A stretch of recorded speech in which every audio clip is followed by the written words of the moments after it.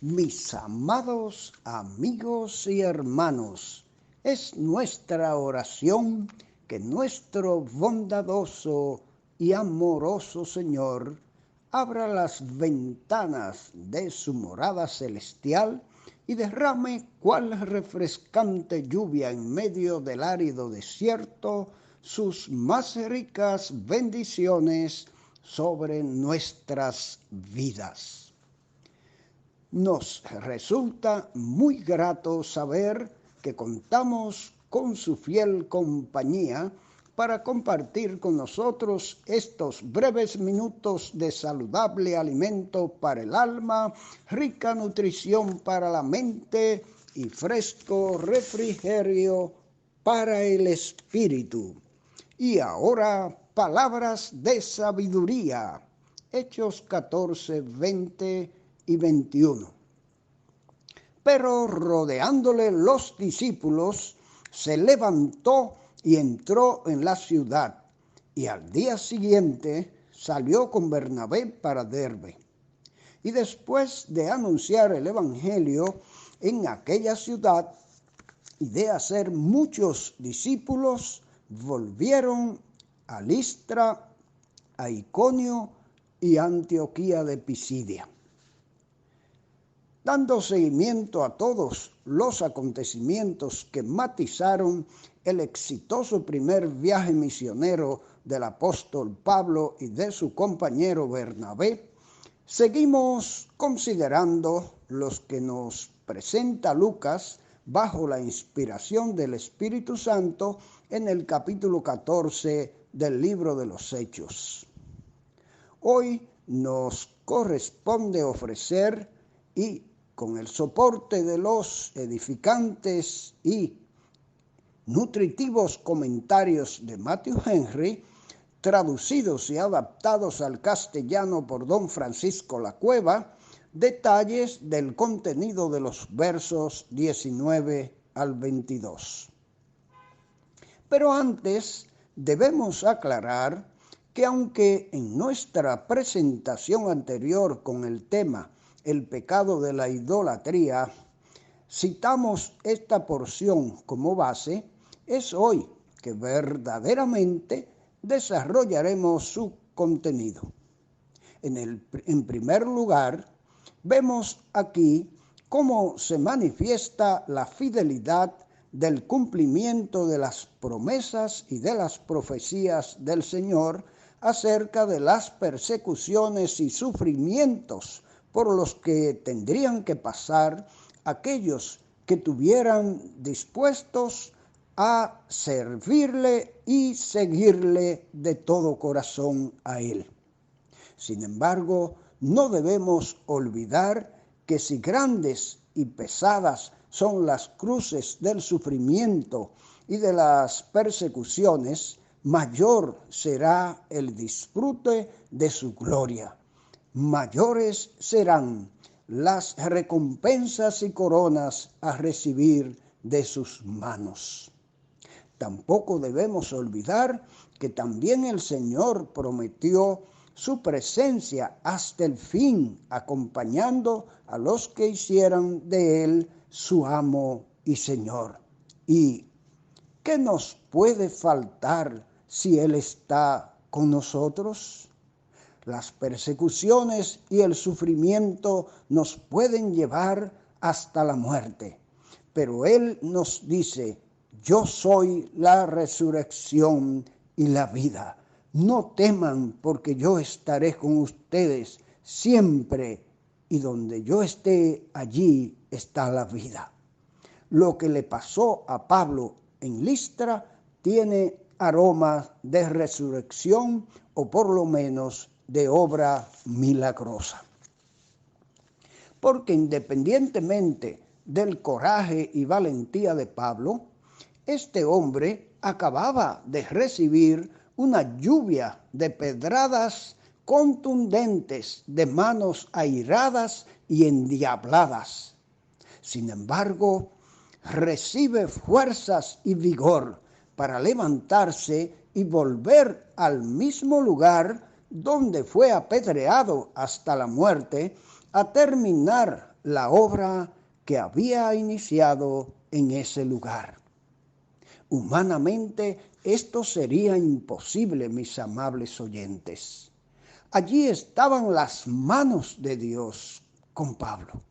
Recordemos sus palabras a través de su siervo Job, porque él es quien hace o permite las llagas y él también las vendará. Él hiere y sus manos curan. Job 5:18.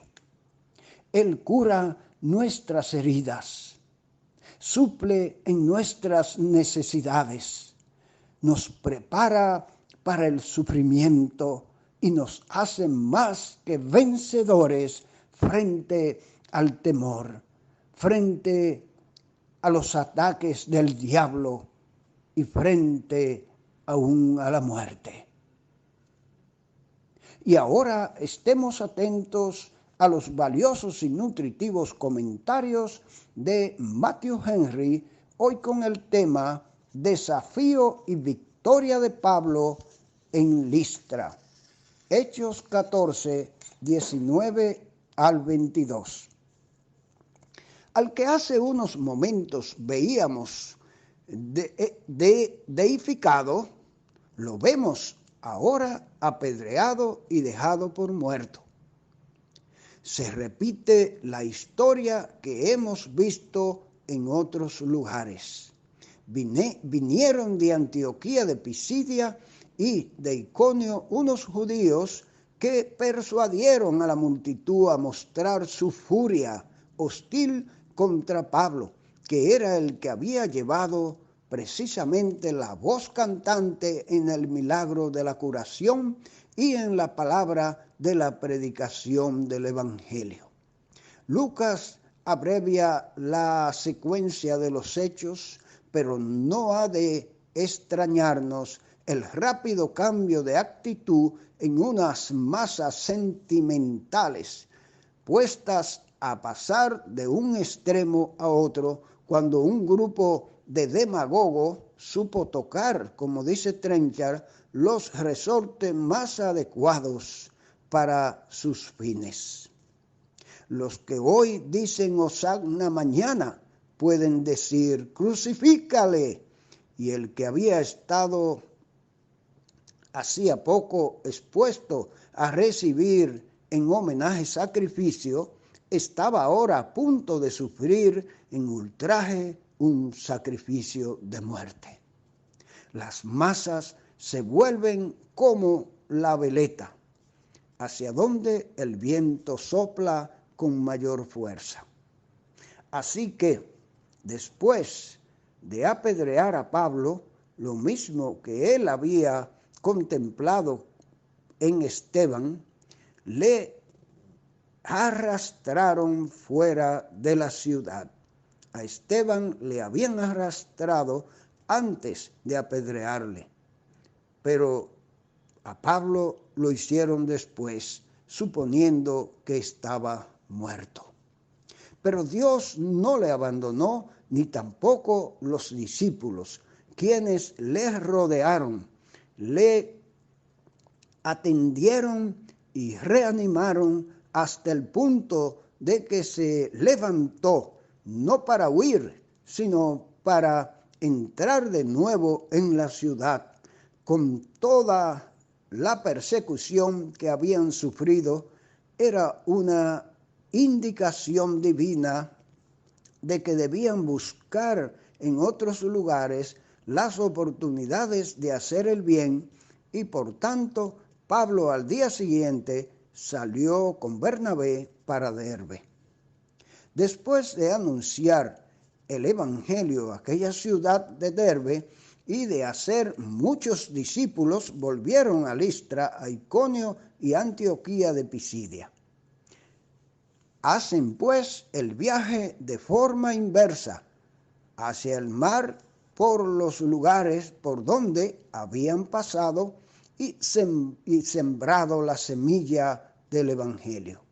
Cuán gozosos volverían después de hacer en Derbe muchos discípulos, con la alegría que esto añadiría al gozo ya sentido por haber sido tenido por dignos de padecer afrenta por la causa del nombre de Jesucristo.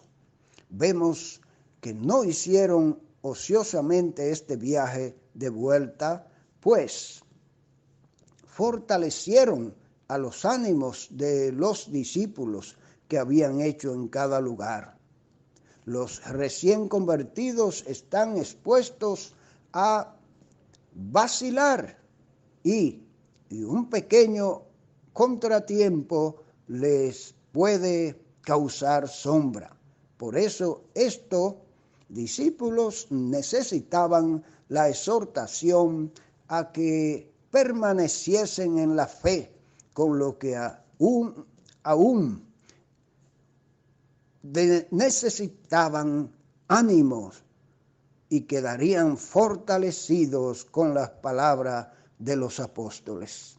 Plantados en Cristo, es menester andar en Él, dice Colosenses capítulo 2, 6 y 7.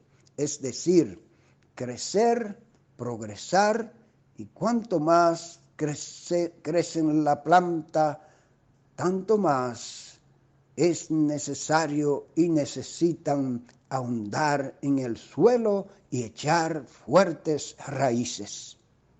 A los ministros de Dios compete el privilegio y la obligación de establecer a los santos, lo mismo que de convencer y despertar a los pecadores. Para que no se tambaleasen en tiempo de persecución, Pablo y Bernabé le advirtieron también a los discípulos: es menester que pasemos por muchas tribulaciones para entrar en el reino de Dios. Alguien podría pensar que este no es el método conveniente para fortalecer los ánimos de los discípulos. ¿No se desanimarían más bien? No.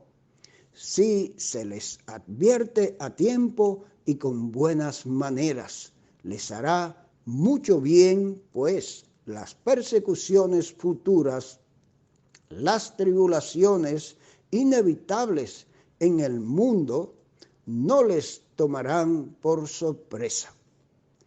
Todo discípulo de Cristo debe estar dispuesto a tomar su cruz. Por eso el Señor recomendaba sentarse a considerar el costo antes de seguirle, y una vez que hemos decidido entregarnos a Él y se han inscrito nuestros nombres en su registro, es preciso ser fieles a la palabra que le hemos dado. Y esto vale lo mismo para los generales que para los soldados. Por eso no les dicen es menester que paséis, sino es menester que pasemos, es decir, nosotros también por pruebas y dificultades. Una cosa es cierta para consuelo de todos, así como Cristo no ordenó a los apóstoles servicios más duros de lo que podían soportar, tampoco a nosotros nos ordena lo que no podemos llevar. Los mandamientos de Dios no son gravosos. Él nos da pruebas de acuerdo a nuestra capacidad, o más bien nos prepara para ellas. No desmayemos en continuar sembrando con fervor la semilla del Evangelio de Jesucristo, que es la única esperanza para la humanidad. Es el único medio de transformación de vida. Dios puede hacer a cada ser humano nuevo, no importa la edad que tenga. ¿Crees esto? Que el Señor nos bendiga y nos ayude afianzarnos y a creer en su palabra. Amén.